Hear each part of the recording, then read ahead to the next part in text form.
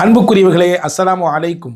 புனிதமான ரமதானில் ஒவ்வொரு நாளும் நம்முடைய அமல்களுக்கான அட்டவணையாக எப்படி வைத்துக் கொள்ளலாம்? ஒரு 10 விடயங்களை நான் சொல்கிறேன். இது அன்றாடம் நம்மிலே ஒவ்வொருவரும் நம்முடைய ரமதானினுடைய ஒவ்வொரு நாட்களும் செய்ய வேண்டிய விஷயம். இந்த 10ஐ நீங்கள் கவனத்தில் வச்சுக்கோங்க. ஃபர்ஸ்ட் ஒன் என்ன? டெய்லி நாம் தஹஜ்ஜத் தொழுதரணும். ரமதானில் டே 1லேருந்து ஆரம்பித்து கடைசி நாள் வரை தஹஜ்ஜத்தை மிஸ் பண்ணாமல் தொழுதரணும் இன்ஷா அல்லாஹ். முதல் விஷயம். 2 ரக்காயத்து குறைந்தபட்சம், அதிகபட்சம் 8 ரக்காத்துகள். எப்படியும் சஹருக்கு எழுந்திருக்கிற போகிறோம் என்கின்ற விஷயம் உறுதி ஆயிடுச்சு இல்லையா? எல்லாரும் சஹருக்கு எழுந்துச்சு சாப்பிட போகிறோம். அதனால் தஹஜ்ஜத்தினுடைய தொழுகையை ஒரு நாளும் மிஸ் பண்ணிடக்கூடாது. இது ஃபஸ்ட் ஒன். இரண்டாவது விஷயம் என்னென்னா, 5 நேர தொழுகையை ஜமாத்தாக உரிய நேரத்திலே தொழுவதற்கு நாம் ஒரு சங்கல்பம் எடுத்துக்கொள்ள வேண்டும், ஒரு உறுதிப்பாடு எடுத்துக்கொள்ளணும். நான் 5 நேர தொழுகையை இந்த ரமதான் மாதத்தில் மிஸ் பண்ண மாட்டேன். 5 நேர தொழுகையை நாம் இமாம் ஜமாத்தாக தொழுவேன். பெண்களாக இருந்தால் வீட்டிலே அந்த நேரம் தவறுவதற்கு முன்னால் நான் தொழுது விடுவேன். இது 2வது நாம் செய்ய வேண்டிய, ரமதானிலே ஒவ்வொரு நாளும் செய்ய வேண்டிய ஷெட்யூலில் 2வது. 3வது விஷயம் என்ன அப்படின்னா, குரானினுடைய திலாவத். இன்னைக்கு நான் எத்தனை பேஜ் ஓதியிருக்கிறேன் ஒவ்வொரு நாளும் பார்க்கணும். இன்னைக்கு அல்லாஹ்வின் அருளால் 5 வக்து தொழுகையில் ஒவ்வொரு நாள் தொழுகையிலையும் ஒவ்வொரு வேளை தொழுகையிலையும் 2 பேஜ் நான் ஓதிட்டேன். அப்போ கிட்டத்தட்ட 10 பேஜ் ஓதிட்டேன். ஒரு தொழுகையில் 1/4 ஜுசுவின் கணக்கு பண்ணி நான் இன்னைக்கு 5 வக்து தொழுகையில் 1/4 ஜுசு நான் ஓதிட்டேன் அப்படின்ற விஷயத்தை உங்களுக்கு நீங்களே சமாதானம் சொல்லி கொள்ள வேண்டும், அட்டவணை போட்டுக்கணும். இது 3வது விஷயம். 4வது விஷயம் என்னென்னா, ஏதாவது நம்மால் முடிந்த சதக்காக்களை, அது கொஞ்சமோ அதிகமோ, அதில் இங்கே பிரச்சனை இல்லை. டெய்லி ரமதானில் சதக்காக்கள் ஏதோ ஒரு வகையிலே நாம் கொடுத்து கொண்டே இருக்க வேண்டும், வழங்கி கொண்டே இருக்க வேண்டும். இது 4வது முக்கியமான விடயம். 5வது ரொம்ப முக்கியமானது, ரமதானில் ஒரு நாள் கூட நான் தராவீஹ் தொழுகையை நான் தவற விட்டு விட மாட்டேன். நம்மிலே ஒவ்வொருவரும் உறுதி எடுத்துக்கொள்ள வேண்டும். தராவி என்பது சுன்னத்தான தொழுகை, 20 ரக்காத் தொழுகை. இந்த தொழுகையில் கூடுதலாக நமக்கு என்ன கிடைச்சிரும் அப்படின்னா, ஒரு முழு குரானை கேட்கறதுக்கான வாய்ப்பு கிடைச்சிரும். ஏன்னா நம்ம தனிப்பட்ட முறையில் குரான் ரீட் பண்ணிட்டு இருப்போம், அது தனி. நீங்கள் தராவி தொழுகையை மிஸ் பண்ணாமல் ஒரு இமாமுக்கு பின்னாடி ஒரு ஜமாத்தில் நீங்கள் நின்றுட்டீங்கன்னு சொன்னால், அல்லாஹு அக்பர், நீங்கள் அந்த ரமதானில் முழுசாக குரானை கேட்குற பாக்கியம் கிடச்சிரும். குரானை ஓதுனா என்ன நன்மையோ அதே தாங்க குரானை கேட்டாலும் நன்மை. அதனால் தராவி நமாஸை நான் மிஸ் பண்ண மாட்டேன், தராவி தொழுகையை நான் தவற விட மாட்டேன். அல்லாஹு அக்பர் என்று இமாம் தக்பீர் கட்டும் பொழுது நானும் அந்த தராவி அந்த தொழுகையிலே கூட்டாக நிற்பேன் என்று நீங்கள் 5வதாக இந்த ரமதானுடைய ஷெட்யூலில் நீங்கள் வச்சுக்கோங்க. 6வதாக, ஏதோ ஒரு வகையில் நோன்பாளிகளுக்கு நான் உதவியாக இருப்பேன். பெண்களை பொறுத்தவரை சொல்லவே தேவையில்லை. மாஷா அல்லாஹ், வீட்டில் எத்தனை பேர் நோன்பு வைக்கிறாங்களோ எல்லாருக்கும் பெண்கள் தான் மாஷா அல்லாஹ் அனைத்து விதமான காரியங்களும் செய்கிறாங்க. அல்லாஹ் உங்களுக்கு நிறைந்த நற்கூலியை தர வேண்டும். ஆண்களாக இருக்கக்கூடிய நாம் வெளியிலே செல்கிறோம், வேலைக்கு செல்கிறோம், கம்பெனிக்கு போகிறோம், ஆஃபீஸுக்கு போகிறோம், இன்னும் பிற பிஸ்னஸ் சார்ந்த விஷயங்கள் இருக்கிறது. என்ன இருந்தாலும் நோன்பாளிக்கு ஏதோ ஒரு வீதியில் நம்ம உதவியாக இருக்கணும். அதை நீங்கள் உறுதியாக வச்சுங்க. ஒவ்வொரு நாளும் அந்த விஷயத்தை நீங்கள் தவற விட்டுறக்கூடாது.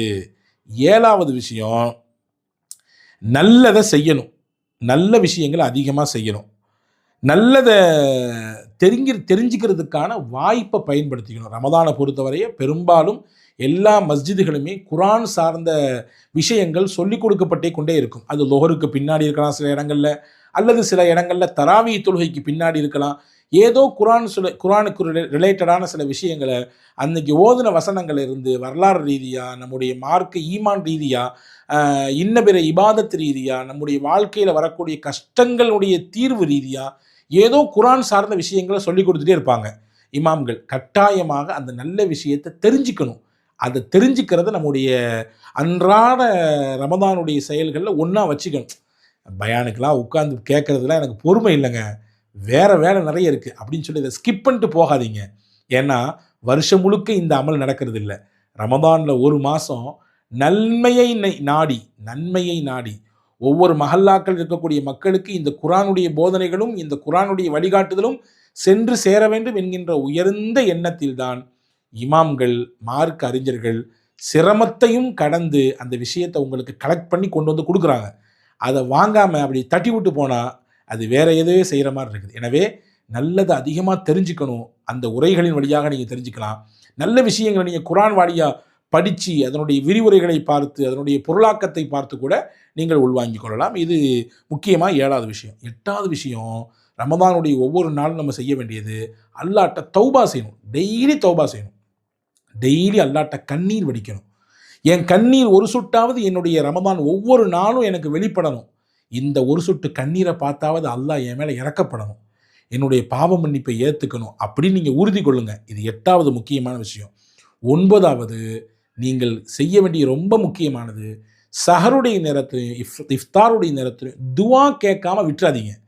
கண்டிப்பாக அந்த 2 நேரமும் துவா அங்கீகரிக்கப்படுவதற்கான நேரம், துவா கபூலியத் ஆகக்கூடிய நேரம். எனவே இந்த 2 நேரத்திலும் துவாக்களை அதிகமாக செய்வதற்கு நீங்கள் முற்பட வேண்டும். துவாவை மிஸ் பண்ணிடக்கூடாது. சஹர் சாப்பிட்டு அந்த நேரம் ஃபுல்லாக அப்படி சாப்பாடு அது பரிமாறுறது இப்படி கழிஞ்சு ஃபஜரோட முடிஞ்சிடக்கூடாது. கண்டிப்பாக அதில் துவாவுக்கு ஒரு நேரம் இருக்கணும். இஃப்தாருக்கான ஏற்பாடு செய்கிறது கொள்வது அப்படி சொல்லி அப்படி இருந்து அந்த நேரமும் துவா இல்லாமல் கழிஞ்சிடக்கூடாது. எனவே இந்த 2 நேரத்தில் முக்கியமாக துவா செய்வதை நீங்கள் தவற விட்டுவிடக்கூடாது. இது 9வது நம்முடைய ரமதானுடைய ஷெடியூலில் 9வது. 10வது ரொம்ப வெரி வெரி வெரி இம்பார்ட்டன்ட் என்ன அப்படின்னா, ஒவ்வொரு நாளும் முடியும் பொழுது வல்ல அல்லாவிடத்திலே, யா அல்லாஹ், இன்னைக்கு நாங்கள் நோற்ற நோன்பு, நான் செய்த தான தர்மம், நான் ஓதிய திலாவத், நான் தொழுத தொழுகை, இன்ன பிற எக்ஸ்ட்ரா ஆக்டிவிட்டீஸ் இஸ்லாமிக் ரிலேட்டடாக அமல் ரிலேட்டடாக செஞ்சு எக்ஸ்ட்ரா விஷயம் எல்லாத்தையும் யா அல்லாஹ் நீ கபூல் செய்யணும், நீ அங்கீகரிக்கணும், யா அல்லாஹ் நீ ஏற்றுக்கணும், இதை ஏற்றுக்காமல் விட்டுறக்கூடாது. இதனுடைய நன்மை எங்களுக்கு நீ நாளைக்கு உலகத்திலையும் எங்களுக்கு தரணும், நாளைக்கு ஆகிரத்திலையும் பிரம்மாண்டமாக காட்டணும் ரப்பே என்று ஒவ்வொரு நாளும் நாம் செய்து முடிக்கக்கூடிய அந்த அமல்களின் சமயத்திலே யா அல்லாஹ் எனக்கு இதை கபூலியத்தை தான் அங்கீகாரத்தை தான் கேட்காம அந்த நாள் முடியக்கூடாது. இந்த 10 விஷயமும் ரமதானில் ஒவ்வொரு நாளும் நமக்கு நாமே ஷெட்யூல்டாக அட்டவணையாக இதை வைத்துக்கொள்ளலாம். என்னுடைய அறிவுக்குப்பட்ட விஷயத்தை நான் உங்களுக்கு இதை எடுத்து வைத்திருக்கிறேன். இதை தாண்டியும் இன்னும் கூடுதலாக எனக்கு அட்டவணை போட முடியும், என்னுடைய அமலில் இந்த மாதிரியான விஷயங்களுக்கெல்லாம் இடம் கொடுக்கறதுக்கு வாய்ப்பு இருக்குன்னு சொன்னால் மாஷா அல்லாஹ், அல்லாஹ் உங்களுக்கு நிறைந்த அருளை தர வேண்டும் என்று உங்களுக்காக நான் துவா செய்கிறேன். கண்டிப்பாக இந்த ஒரு குறிப்பிட்ட அட்டவணையோடு நம்முடைய ரமதானை எதிர்பார்ப்போம்.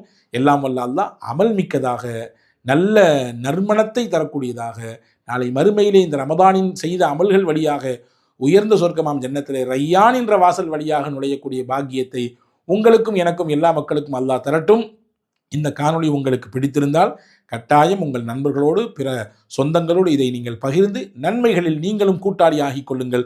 தொடர்ந்து நம்முடைய சேனலை நீங்கள் இதை பார்ப்பீர்களேயானால் தொடர்ந்து நீங்கள் ஆதரவு தாருங்கள். புதிதாக இதை நீங்கள் பார்க்கக்கூடியவர்களாக இருந்தால் நீங்கள் சப்ஸ்கிரைப் செய்து தொடர்ந்து எங்களுடைய நல்ல விஷயங்கள் மக்களுக்கு செல்வதற்கான ஒரு பாதையிலே நீங்களும் இணைந்து கைகோர்த்து கொள்ளுங்கள். அல்லாஹ் தௌஃபீக் செய்வானாக. ஆமீன். வஸ்ஸலாம். அஸ்ஸலாமு அலைக்கும்.